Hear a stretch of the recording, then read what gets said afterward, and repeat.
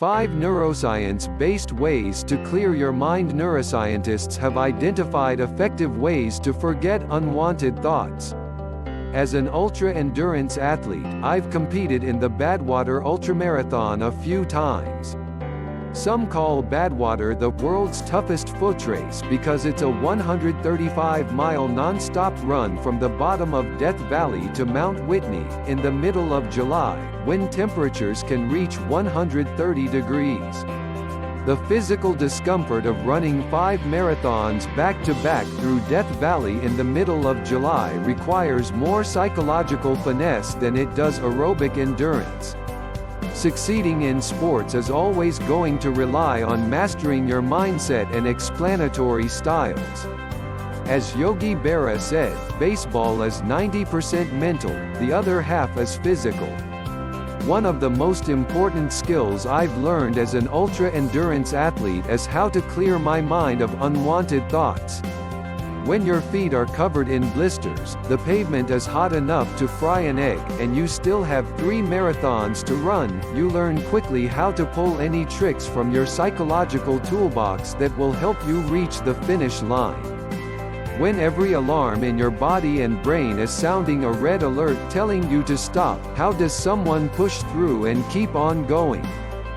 When it comes to clearing your mind of unwanted thoughts, taking a multi-pronged approach that gives the situation what it needs has always worked for me in sports, and I think it will work for you, too, in sport and in life. For this post, I've compiled a top 5 list of mental tricks I learned as an athlete to clear my mind of pain, negative thinking, anxiety, rumination, and self-sabotage. I've paired the lessons I learned through life experience with the latest neuroscientific evidence. I also included some images that capture the essence of each point, as a picture really is worth 1,000 words. 1. Distraction. American editor and publisher Elbert Hubbard once said, "Life without absorbing occupation is hell. Joy consists in forgetting life." Neuroscientists at Brown University recently confirmed that the key to optimal inattention lies in occupying your mind with something else through distraction. The mind can only really think of one thing at a time. When you concentrate your attention on one thing, you inevitably engage the parallel act of purposefully ignoring other things. In a 2015 study, attention drives synchronization of alpha and beta rhythms between right inferior frontal and primary sensory neocortex, published in the Journal of Neuroscience. The researchers at Brown were able to identify how the brain achieves optimal inattention by changing the synchronization of brainwaves between different brain regions. The researchers hope that by harnessing the power to ignore, people with chronic pain will have new cognitive tools for reducing their pain. For this study, participants were told that they would feel a brief tap on the left middle finger or the left big toe.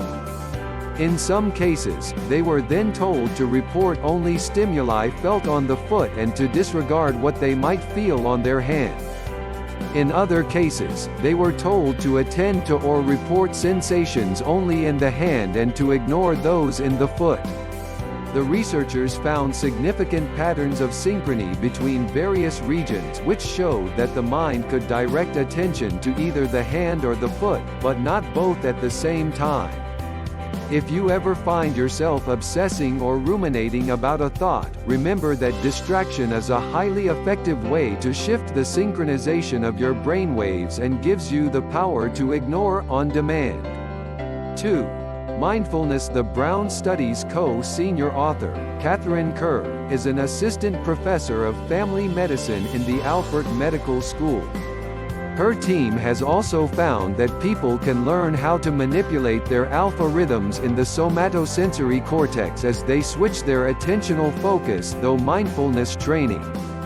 The results of their latest research expand our understanding of how mindfulness might possibly operate using the mechanism of redirecting attention via control of alpha rhythms in the brain, which can help people ignore depressive thoughts. In a press release, she said, "This is part of a really cool effort to see if you can take pretty high-level cognitive questions, find the relevant areas in the brain, and then figure out how to put that in a context with the underlying neurophysiology, at the level of computational models and animal models. We're linking different ways of looking at the brain that don't usually come into dialogue with one another." In another recent study from Lund University in Sweden, researchers led by Jan Sundquist found that mindfulness treatment can be as effective as individual cognitive behavioral therapy (CBT) in patients with depression and anxiety. 3. Suppression. Nietzsche said, "The existence of forgetting has never been proved, we only know that some things do not come to our mind when we want them to." It turns out that modern brain imaging technology has allowed neuroscientists at the University of Cambridge to identify two opposite ways in which the brain forgets unwanted memories. In a 2012 study, opposing mechanisms support the voluntary forgetting of unwanted memories, published in the journal Neuron. The researchers' findings help explain how individuals can cope with negative or traumatic experiences, and could lead to the development of treatments to improve disorders of memory control. In a press release, lead author Roland Benoit, then a postdoctoral fellow at Harvard University, said, "This study is the first demonstration of two distinct mechanisms that cause such forgetting, one by shutting down the remembering system, and the other by facilitating the remembering system to occupy awareness with a substitute memory." During memory suppression, a brain structure called dorsolateral prefrontal cortex inhibited activity in the hippocampus, a region critical for recalling past events. A better understanding of these mechanisms and how they break down may ultimately help understanding disorders that are characterized by a deficient regulation of memories, such as post-traumatic stress disorder, Benoit said. Knowing that distinct processes contribute to forgetting may be helpful, because people may naturally be better at one approach or the other. 4.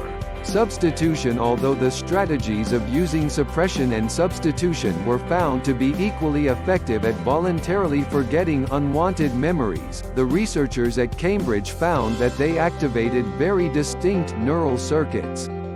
If suppression doesn't work, you might want to put on your rose-tinted glasses and try substitution, by using your imagination to pretend you're in a different place or experiencing something else.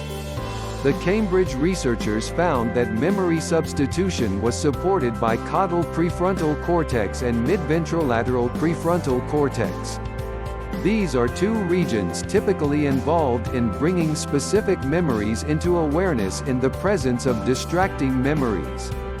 The next time you need to clear your mind, remember that you can forget unwanted memories by either suppressing them or substituting them with more desirable ones, and that each of these tactics engages distinct neural pathways. 5. Meditation. Rebecca Irwin-Wells, MD, and Fadil Zaiden, PhD at Wake Forest Baptist Health are investigating the power of meditation as a therapy to reduce pain and everyday anxiety in healthy individuals with no previous meditation experience. When Wells was a varsity rower at the University of North Carolina, her coach had all the members of the team take a yoga and meditation class. The experience had a huge impact. In a press release, Wells recalled the experience. "My teammates and I noticed that yoga and meditation improved our flexibility and focus, but also made us feel better, not just when we were rowing but in our everyday lives. I wondered if yoga and meditation really have scientific benefits, especially if they have specific effects on the brain, and if so, how that works. We're coming to recognize that meditation changes people's brains," said Wells, now an assistant professor of neurology at Wake Forest Baptist Medical Center. "And we're just beginning to gain understanding of what those changes mean and how they might benefit the meditator." In the first study, her team found that just 8 weeks of meditation significantly improved functional connectivity in the brain's network that is active during introspective thought, such as retrieving memories. They also observed trends of less atrophy in the hippocampus. Ziden is exploring the specific brain mechanisms that influence meditation's ability to reduce perceptions of pain and the experience of anxiety. In Ziden's pain study, participants were asked to grade the pain caused by a device that heated a small area of their skin to 120 degrees. Participants who rated the pain they felt while they meditated reported the pain as 40% less intense and 57% less unpleasant than when they simply rested with their eyes closed. The brain imaging performed during this experiment showed decreased neural activity in the area of the brain involved in feeling the location and intensity of pain, and increased activity in brain regions associated with attention and the ability to regulate emotions. In Ziden's anxiety-related research, the subjects reported decreases in everyday anxiety by as much as 39% after practicing meditation. The scans of their brains while meditating showed increased activity in areas of the cortex associated with regulating thinking, emotions, and worrying. In a press release, Ziden said, "In these studies we've been able to get a better sense of the brain regions associated with reducing pain and anxiety during meditation." Basically, by having people meditate while their brains are being scanned, we've been able to objectively verify what people like Buddhist monks have been reporting about meditation for thousands of years. Our research shows that meditation produces robust effects in behavior and in the brain, and may provide an effective way for people to substantially reduce their pain, Ziden concluded. What we have to do now is continue to find out exactly how it works and what it involves.